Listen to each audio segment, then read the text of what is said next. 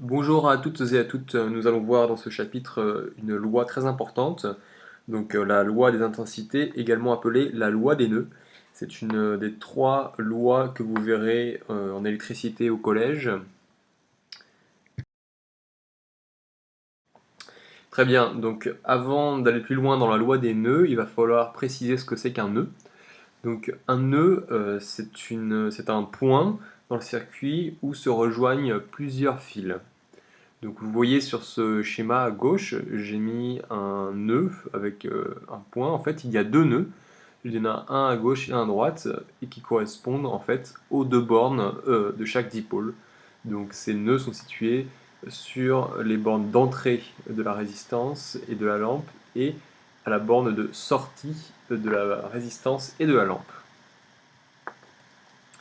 Vous voyez que sur un schéma électrique, il faut toujours symboliser le sens de déplacement du courant par des flèches. Donc le courant se déplace du plus vers le moins. Donc, avant de vous dire la loi des nœuds, il faut que je fasse un petit point technique enfin un petit point de vocabulaire sur, voilà, sur les branches. Alors, une branche, c'est en fait ce qu'on appelle une boucle. C'est un ensemble de dipôles qui sont connectés les uns avec les autres. Donc là, on distingue deux types de branches. Je vous ai mis en bleu la branche principale, donc c'est souvent la branche où est connecté le générateur de tension, le générateur de courant. Et ensuite, on a les branches secondaires, donc ce sont des branches où sont branchés d'autres dipôles et ils sont branchés en dérivation ou en parallèle. Donc là, je vous ai mis, il y a deux branches secondaires dans le dessin, une branche secondaire en vert et une branche secondaire en marron. Donc dans la branche secondaire en marron est branchée une lampe et dans la branche secondaire en vert est branchée une résistance. Et bien voilà, on y arrive sur cette fameuse loi des nœuds. Alors, qu'est-ce qu'elle dit la loi des nœuds? Elle dit que la somme des courants qui arrivent sur un nœud est égale à la somme des courants qui repartent.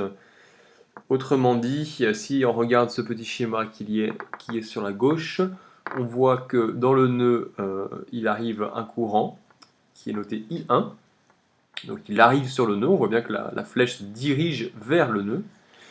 Et donc I1, donc tous ces électrons qui sont en mouvement, vont arriver au nœud. Et qu'est-ce qu'ils vont faire? Eh ben, ils vont se diviser en deux. Alors ça ne veut pas dire qu'ils vont se diviser de manière équitable. La moitié va aller à gauche, l'autre à droite. Non, non, ça c'est indépendant. Enfin, ça dépend de la résistance de chaque dipôle branché en dérivation. Bref, le courant I1 arrive sur le nœud et du nœud repartent deux courants, I2 et I3. Donc on peut dire que I1 est égal à I2 plus I3.